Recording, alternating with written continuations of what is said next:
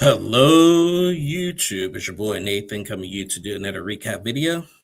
Today we are talking 90 Day Fiancé Season 12, Episode 16.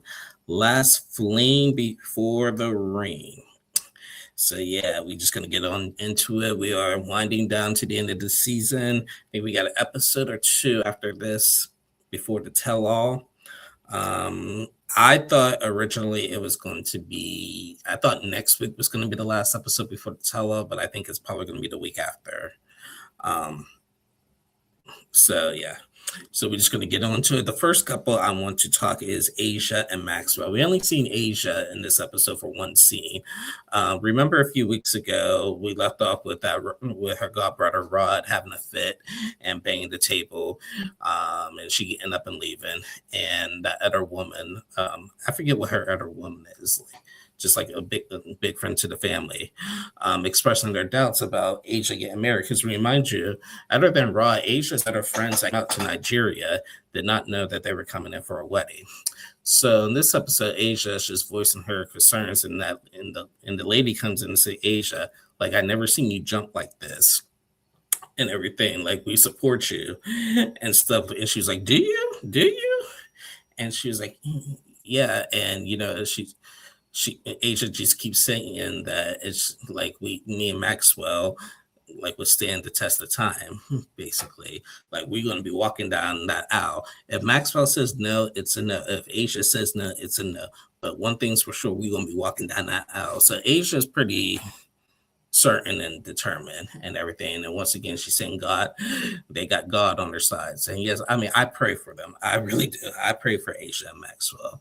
But yeah, from just like, they said that they actually had plenty of time than just what they were been filming, because they've been together for a couple of years, and yes, they got that visa denial and stuff because he went in with his friend. So we'll see if they walk down that aisle and if Rod shows up. Rod said he apologizes for like banging the table, but he's just like frustrated with her. And but the thing is honesty, because even the lady was just like, Asia, I just did not know we were coming here for a wedding. And Asia was just like, well, surprise. Now that was selfish. When she said that was ignorant. I just thought that when she said surprise, that was ignorant. Like, why can't you be honest with your friends to say, hey, I need y'all to come here for a wedding and stuff? Like, you already had even if they didn't show up for it, you already had your witnesses because your mom's there. So why are you just being like surprise? It's just so arrogant, in my opinion. So yeah, that was that. So yeah, that was Asia. Not spending any more time with her. The next couple I want to talk is Katie and Joshua. So we see, Joshua last week went out because his friends from the UK came in for the wedding, and his friends, it was these two girls, and they wanted to take him out. They took him out to a bar, and for some odd reason, they made him dress up and put a dress on and some like female cowboy boots for some odd reason and a wig and stuff. And he came out in the bar. Everybody in the bar is laughing at him and stuff and everything. And the dress had the UK flag on it and stuff. So like, I know he wanted a little test of home, but I don't think that was his ideal thing, to just have like some kind of homeness for him and everything. So we've seen Joshua have a conversation with his friends. His friends ask him, like, are you ready for this?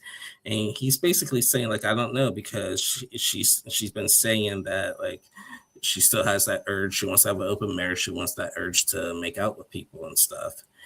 And the friends just said, does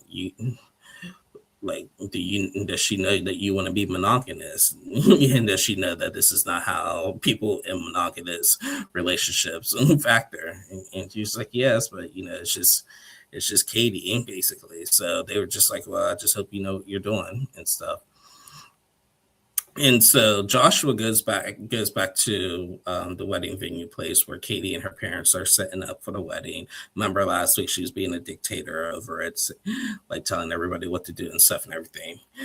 he comes back in the dress and they're laughing at him, and he was just like, I don't want to talk about it. So Katie and Joshua get a bed and just express like, are we really going to be doing this? Because like, and he asked like, one thing Joshua told Katie, one thing is for sure, that like I'm committed to you and only you. And Katie asked him like, if we decided to have like a three-way together and everything, like, would that still be considered monogamous? And Joshua said, I don't know what the future holds, but I mean, yeah, because if we both agree to it, but but again, I don't know what the future holds, but one thing's for sure, I'm committed to you and everything. And I thought that was sweet. But just the fact that I just don't like the fact that Katie is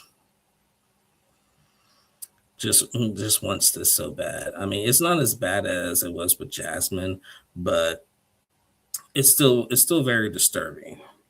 It's very disturbing because like he left his whole life to come here, and he does not want to come in and to see his fiance, his wife, making out with people, and just like wanting to have like an open marriage and just him be okay with it. It really doesn't work that way. And I get tired of these people just acting so entitled when it comes to that. Like what how is it so hard to commit to one person? I really don't understand. So so yeah. I mean, that was basically it for Katie and Joshua. I mean, this video is not going to be long, guys. I've been dragging these recaps on for a while. This video is not going to be too long. So yeah, but that was Katie and Joshua, because like I said, we're winding down. We're getting ready close to the weddings and stuff and everything. And because we even had a wedding in this episode, and I'll talk about that in a few. But before I do that, let's talk about Mallerie and Rasheed. So Mallerie and Rasheed, they're about to get married. They're like a day or two out before their wedding. Remember last week they came to an agreement that they want to get rid of the prenup as long as Rasheed stops pressuring Mallerie about having a kid within the next 2 years. So in this episode, Mallerie and Rasheed are getting ready for their bachelor and bachelorette party.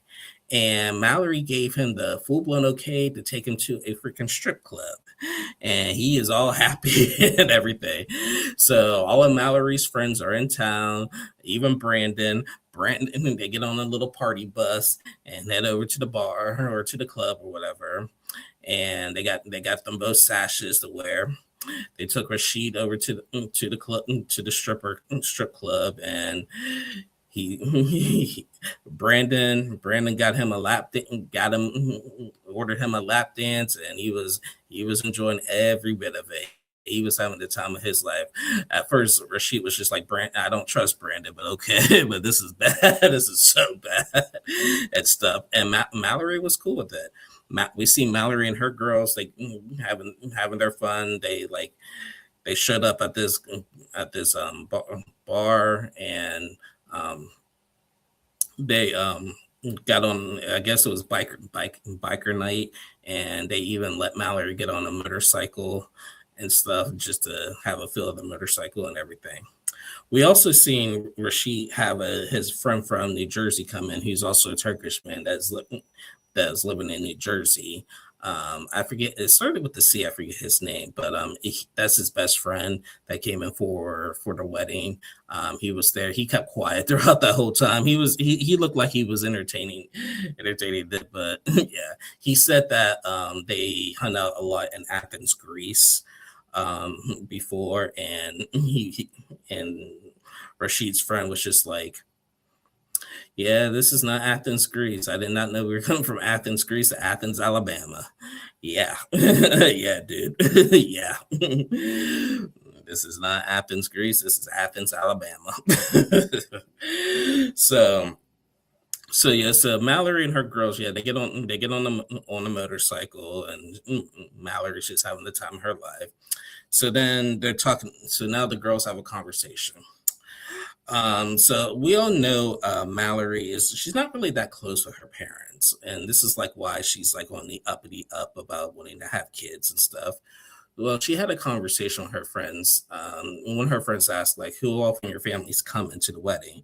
And she did say her mom is coming, but she did say her dad isn't coming. And okay, why isn't the dad coming?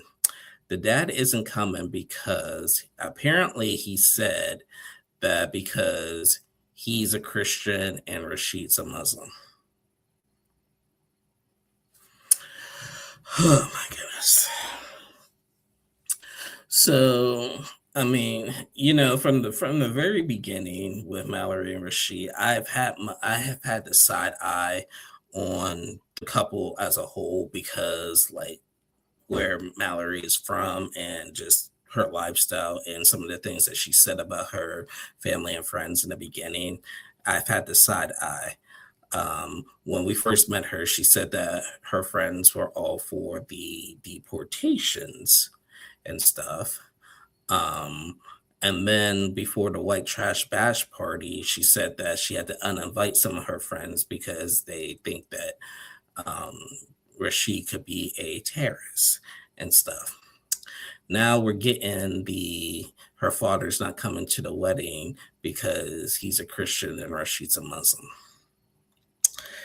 And right now in the world, there's especially in America, we're having that battle right now. I don't want to I don't want to sound political, but we got a lot of we got a lot of stuff going on that subject right now. So it's very touchy. It's a very touchy thing.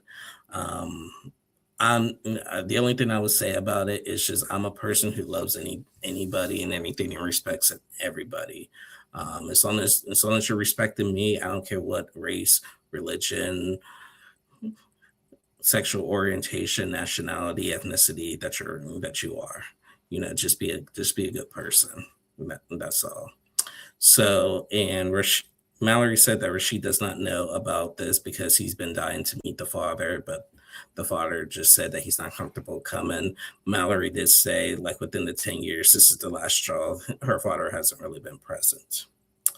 And it's just really sad. I see why Mallory like distanced herself and like have her best friends as her family at this point, and we still got some of her friends with the side eye, but I see why Mallory is like like got away from all of that because it's wow.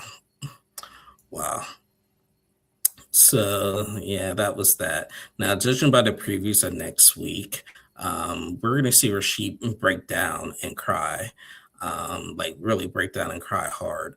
My only guess with that is that he's probably missing his family. That's my guess. That is my guess, but we'll see what happens next week. But I feel for them. I really do. Now he apparently Rasheed's been on TikTok, like just saying like doing some inappropriate things, saying some inappropriate things and stuff. So I mean, I know he's like really adjusting to Alabama clearly because people were saying, yeah, well, he could fit right in Alabama with some of the stuff he's saying. I don't know, but from what I've heard, it's just been a lot of inappropriate things. So I don't have TikTok, but I'm just going by what other content creators have been saying about it. But anyway, that was Mallory and Rasheed. The next couple I want to talk is Marissa and Edward. Oh my God, we're actually getting along in this episode for once. So after the last 2 weeks of them fighting in that restaurant, Marissa did say she apologized on how she reacted that night, and she said it wasn't fair to Edward. So they basically Marissa and Edward hugged, kissed, and made up. And yeah, they're cool for now. Good, because I just couldn't deal another episode with them arguing. But in this episode, we seen them go to a wedding venue, and it looked very nice. It had lights and stuff. Marissa and Edward were trying to come in and practice like a little, oh, how are we gonna walk down the aisle? How are we gonna do our dance? Are we gonna do a waltz dance and stuff? Edward said when he saw this like fancy wedding venue, he was just like, I am more nervous than I've ever been right now. Like this is big and stuff. Prior to him going to that, he even signed a prenup and stuff. And Marissa was surprised, but not surprised because like he talked, and she said that they talked about the prenup before, but then with everything that happening, she didn't think for a minute that he was going to sign it, but he signed it, and he was like, "Yeah, I signed it, but I didn't see much for Edward." That's all Marissa stuff, but not much for Edward. She was like, "You don't have anything, but I still love you." So. I mean, her saying that you don't have nothing, but I still love you. I mean, even that, I just thought that was a little bit rude because, like, you guys are finally starting to get in a good place before your wedding, so don't, don't poke the bear. So then, after they do the wedding venue, we seen Marissa and her mom meet up to go do a wine tasting for the wedding. Marissa's mom, and as we all know, like Marissa's parents are very like strict and judgmental and everything. Um, Marissa's mom had apparently talked to a lawyer about Marissa and Edward's relationship, and the mom wanted Marissa to talk to their attorney about like what you have to do with Edward. So she gets the attorney on the phone, and the attorney says that, okay, so even though you and Edward signed a prenup, you're basically still financially responsible for him for 10 years because you got to sign an affidavit for the immigration or whatever, even with the prenup. Now she said that so if you guys get divorced within a year, you're still financially responsible for the next 10 years. And she said, well, how much does it cost? Like, will that cost if that's the case? And she said, he could be getting up to 40% of your salary. Whoa.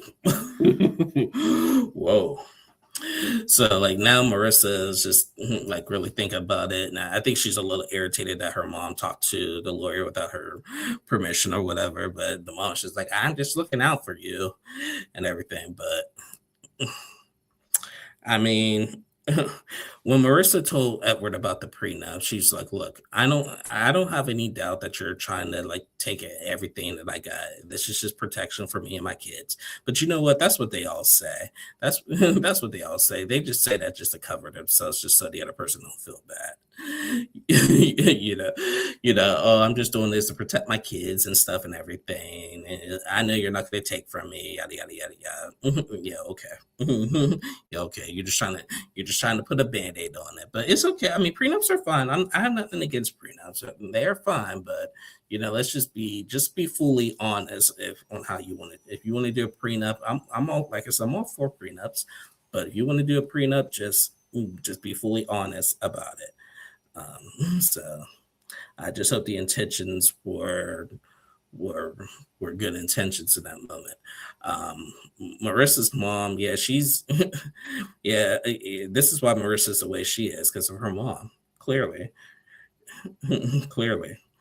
Her mom was just like, you know what, I know they love each other. It's good. You're supposed to love each other, but you gotta think outside the box and long term and this and that and everything. I'm like, woman, please.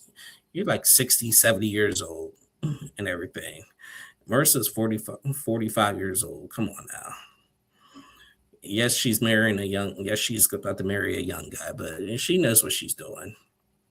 She knows exactly what she's doing. So, the entitledness, like I said in the beginning, the entitledness is just what irritates me about a lot of these people. So yeah. But anyway, that was Marissa and Edward.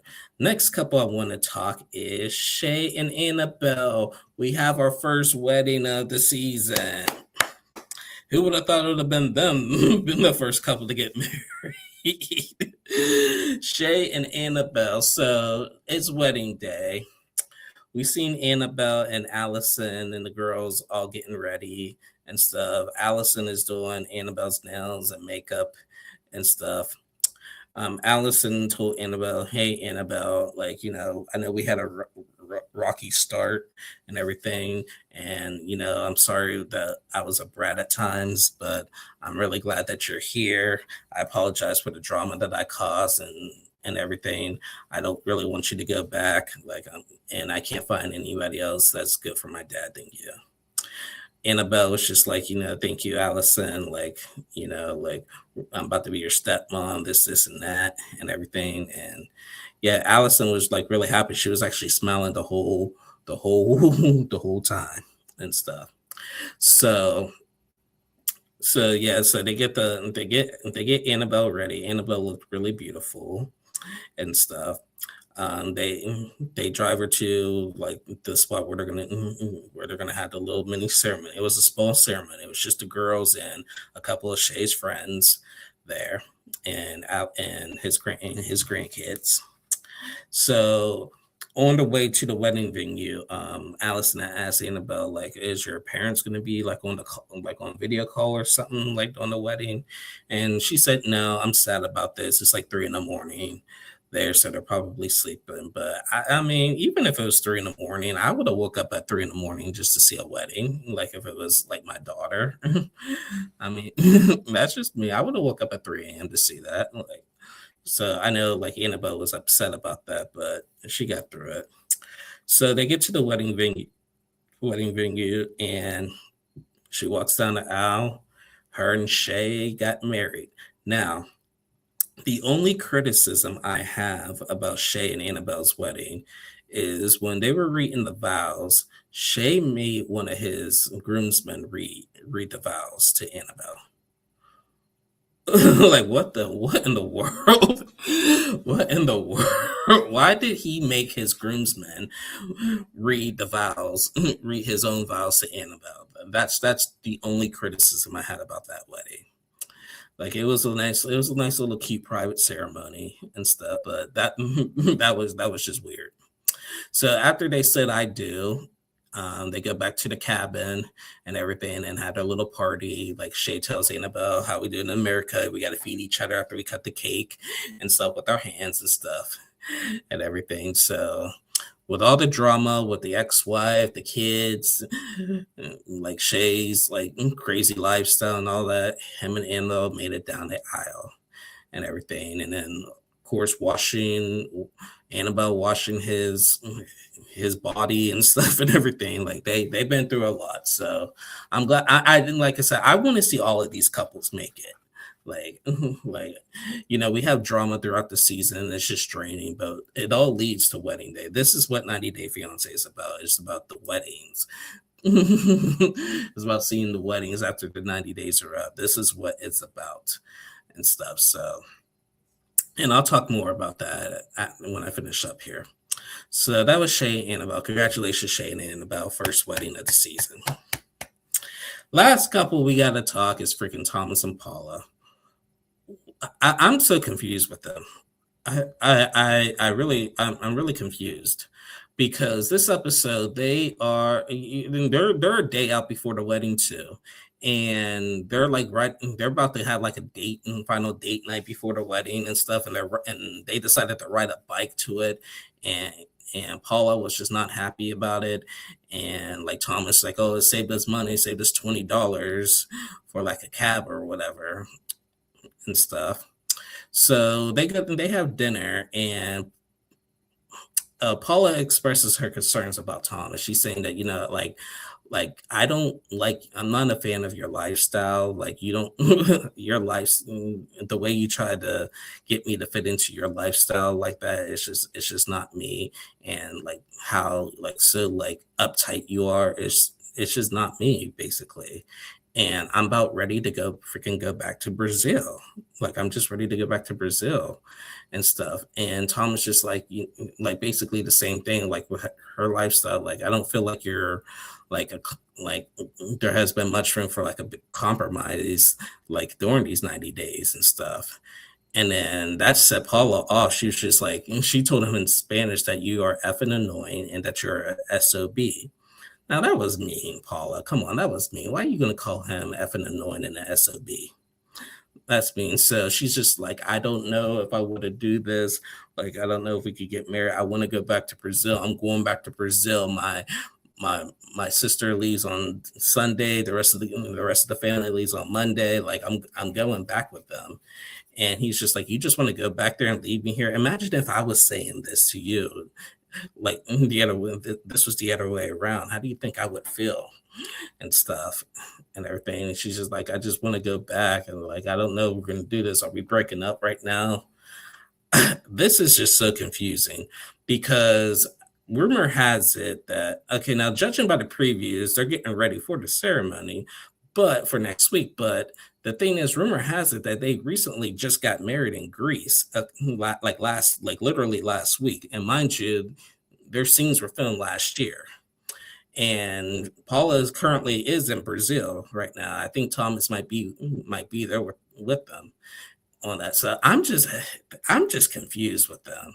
I really don't know. And if she really does not get through with the wedding the day before or becomes like a runaway bride or something like this, that's messed up the way to go through the whole visa process and then they at the wedding decide to not to do this.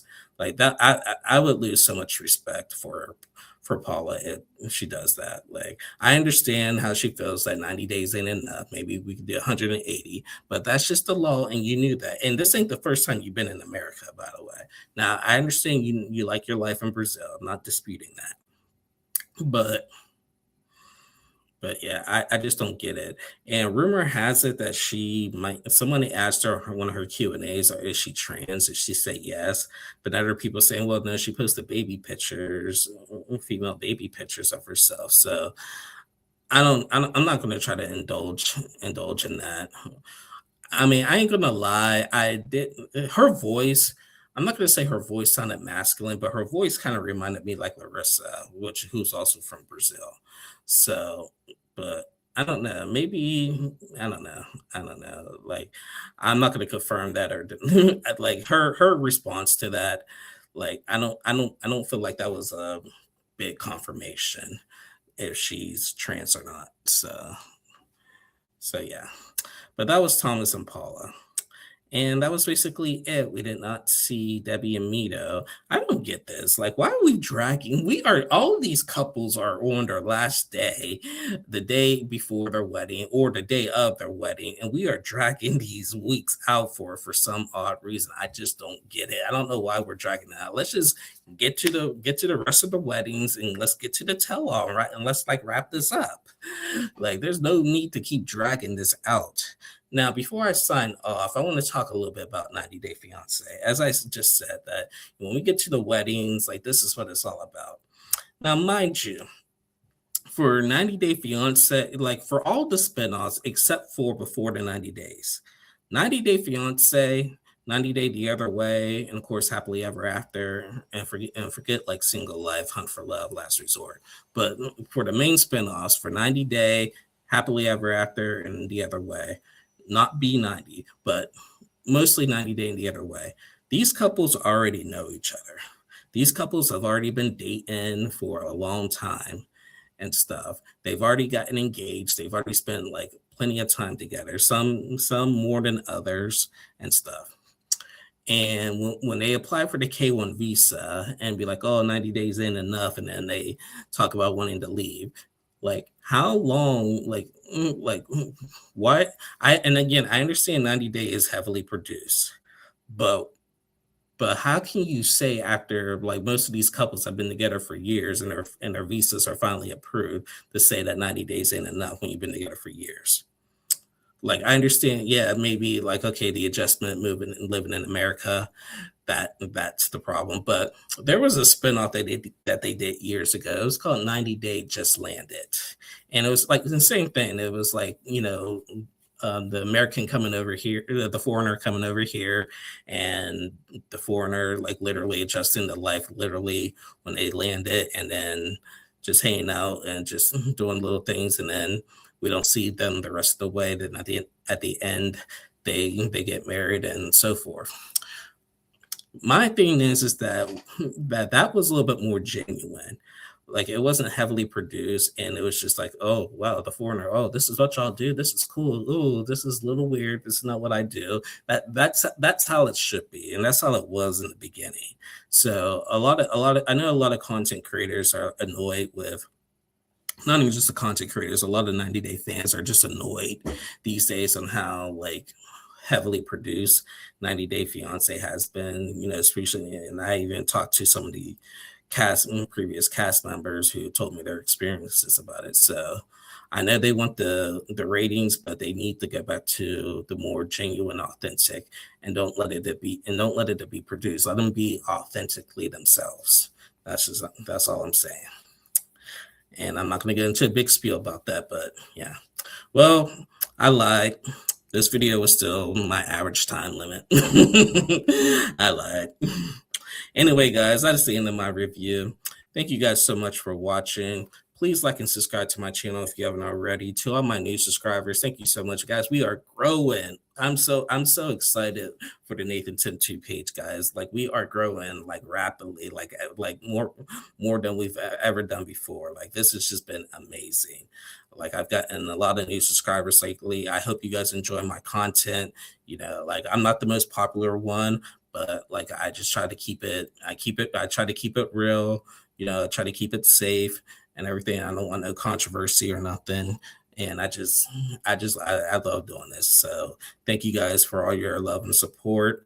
Again, please like and subscribe if you haven't already. I'll be back on tomorrow on Tuesday to recap 90 Day The Last Resort. And then Married at First Sight wraps up this week. So after this week, after Married at First Sight wraps up this week, I'm going to be looking hard at some of these other shows to see what I can cover as 90 Days shifts towards getting ready for Happily Ever After, which is not my favorite spinoff. So yeah, we'll talk more about that later. But thank you guys. Love you guys. Have a good one. Bye, y'all.